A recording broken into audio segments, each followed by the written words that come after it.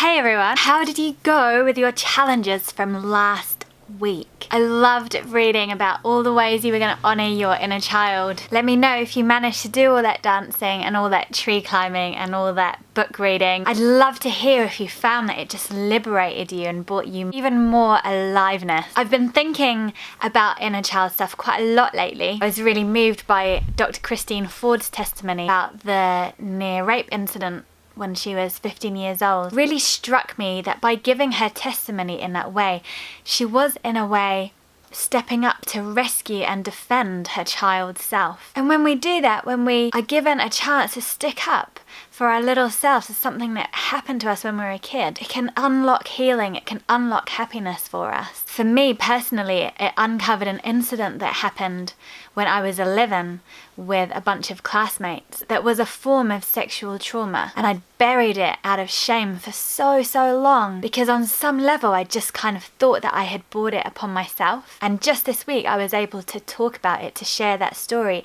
and to actually tell my 11-year-old self, that was not okay what happened to you. That should never have happened to you, and that is not your fault. It was amazing and liberating, and I really feel like this, however horrendous it is, that a would-be rapist has now been confirmed to a position on the Supreme Court. However hideous that is, I feel like there's going to be another wave of Me Too, where people who were not actually raped or didn't have a form of sexual trauma that is kind of traditional can actually recognize themselves in a near miss and say, that should never have happened to me, that was traumatic, and extend empathy to the child to whom it happened. It also got me thinking too, because I spent a lot of time this week being really upset and really angry. And I actually think I would have been angry if I didn't have my own incident from when I was a child. Because sometimes your big emotions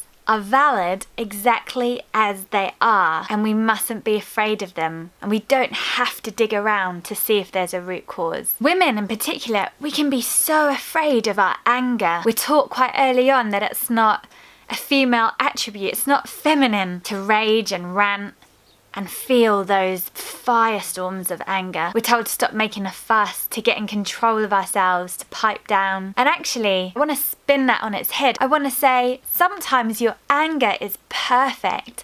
Sometimes your anger is exactly what you need. Sometimes your anger is exactly what the world needs. Your anger is nothing to be ashamed of. Anger is healthy. Anger is the emotion of change. It's the fuel in the engine of social progress. It's the fuel in the engine of human rights, of the arts, of creativity. When people look around them and feel furious, it's a sign to ask what's wrong, to see if there's something you need to change in your life, to see if there's something you can change in society. Anger is one of our most helpful emotions. Anger's like a little friend who says, hey, something's got to change around here. I love what Clarissa Pinkola Estes says in Women Who Run with the Wolves. Anger is one of her innate ways to begin to reach out to create and preserve the balances she holds dear, all that she truly loves. It is both her right and at certain times and in certain circumstances, her moral duty. Imagine that, recovering the emotion of anger and saying it's my moral duty to allow this anger to exist. Sometimes we do need raw, unabashed rage. Sometimes there's just like a flash, and it's a healthy flash, and instinctively we know that that is what is needed in that moment. There was a time recently where a group of guys sexualized me on the street, and I just turned around with sheer rage and told them to F off, to effing F off. Actually, I wasn't totally articulate. I was mad. And I spent some time thinking about that. Was that a healthy flash of anger? And actually I think it was. On an instinctive level, I was defending myself. And then there's times like at home, if we let our anger just kind of flow forth. it's not gonna be hugely healthy. It's gonna mean we say some stuff to our spouse or our kids that we don't really want to say because we're just acting in our lizard brain. I think it's quite good to look at anger as being really healthy, really powerful and amazing, but also to engage with the idea that we can give it some sort of form so it doesn't burn us up from the inside or burn anyone around us, unless they're ogling men on the street. And there's a couple of things I want to just quickly say about that. Firstly, I reckon having a process that you turn to when you feel anger inside is so important, and having some parameters around it so it just doesn't keep spewing and spewing and spewing like a volcano with no end.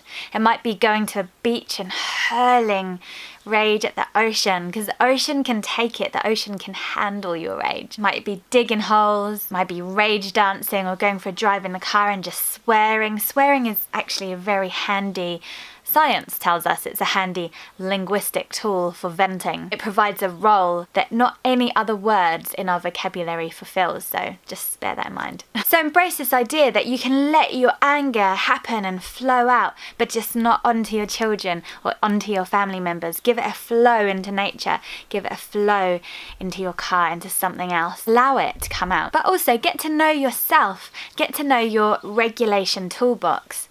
If your brain is regularly jumping into lizard brain and having a big response to things, there's all sorts of tools you can get to know to help bring you back, and then make a note to yourself to go to the beach later and let out your anger. Don't forget to do that, because you don't want to keep pressing it down. But when you're at home with your kids and you can feel those sparks of rage, discovering how you can bring yourself back into your rational brain is so important, and we've all got different mechanisms for doing that. Some of us are auditory regulators. So our warning signs that we're about to explode come through our voice, through our breathing, through our mouth. And things like having music, a playlist that you can hit play on that soothes you, having a mantra that you can turn to as a way of bringing yourself down, or listening to affirmations. Those are some ways that you can regulate your brain. Some of us are movement regulators. We might start flexing, so we might start wringing our hands when we get angry. Those are all our warning signs, and you need movement to regulate. So you might go for a run, you might even have a punching bag, a stress ball, or have a bath. They're going to help you regulate. Others of us are oral regulators. If you feel the need to scream or to swear, that's a good sign that you regulate orally, and you might want to consider again having affirmations or doing singing, taking a deep breath, holding it and then breathing it slowly out as if through a straw. You might even find it handy to go into a broom cupboard and open a door and roar into it. Now some of us are visual regulators, and a good sign that you're a visual regulator is if, when you're a bit triggered, you can feel yourself getting a bit angry, the thing you do is, look at me, look at me. That's a good little hint that you need something visual to regulate your brain. You might want to go and stand in front of your favourite painting. You might get prints on the wall of your favourite quotes or your favourite colours or photos of your family. You might have flowers in a vase, and you can just go and stand in front of these beautiful things as a way of regulating your brain. These are all really healthy ways that we can create calm in a moment that calm is required of us, so that we can then find another and perhaps more appropriate time to process our anger.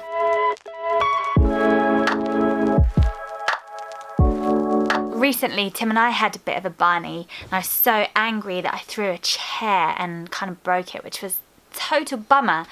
But the anger that I felt in that moment gave life to this whole topic of conversation that we hadn't really spent much time talking about.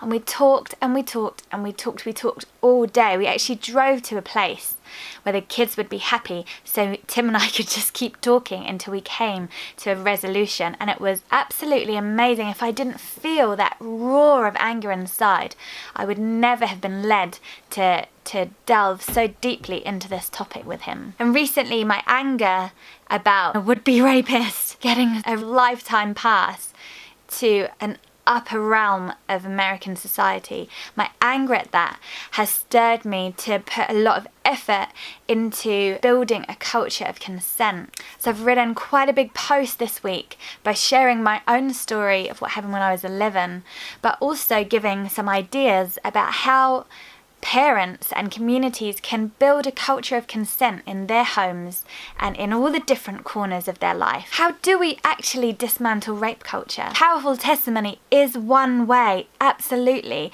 but as we've seen the last couple of weeks, it's sometimes not as powerful as it can be. We need to raise our children understanding that consent is a cornerstone of society, that no one can do something to your body unless you want them to do that to you. We need to teach all children that stop means stop. It's a powerful word that must be honoured. So parents need to honour the word stop.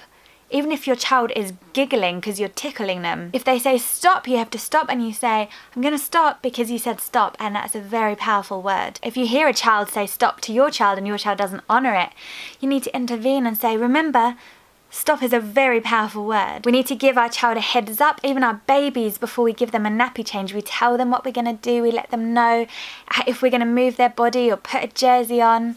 These are all just tiny, tiny ways that we weave this culture of consent, where we raise our babies with the understanding that consent matters, that yes means yes and no means no. We can do it in our communities as well, in our youth clubs, in our churches, our places of worship, in our schools, at sleepovers, at camps. We need to have documents. We need to be the annoying person saying, hey, I'm not an expert, but we really need to talk about how we can keep our children safe from sexual abuse and how we can build a culture of consent here. Let's work on that together. Who's got some ideas? You be the annoying one, the irritating one saying, how are you keeping our babies safe? Do you have a safeguarding team? How are we building consent? You keep going on and on about it. But you know what else I feel angry about this week? I feel angry that probably the people I'm talking to right now are probably women. I'm asking you to dismantle rape culture, a weapon that has been used against us for thousands of years. There's something not right about that.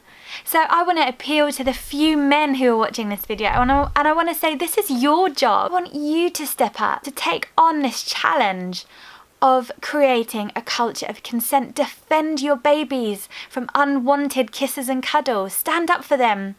Talk to grandparents, talk to your neighbours about how you create a culture of consent in your home. Men, will you be the annoying person at youth club and at school and at camps who are saying, I'm not an expert, but I want to do this? Women have got enough shame unpacking to be dealing with, to take this on fully. So men who are out there, it's time for you to step up and for you to start building a culture of consent, to start dismantling rape culture. Female friends who are watching this, please share this with the menfolk in your life. Ask them to do it. And menfolk who are watching this, please comment and tell me that you are willing to dismantle rape culture in your home and in your communities. Thank you so much for watching. Remember, your takeaway from this is your anger is important. Let it guide you as to what needs to change in your life and in society. So much love to you. Thank you for watching. Remember, you can tap into my Patreon. There's loads of resources on there. I do a few live streams. I think you'll love it. There's a link below. Wherever you are in the world, much love to you and stay radical. Mwah!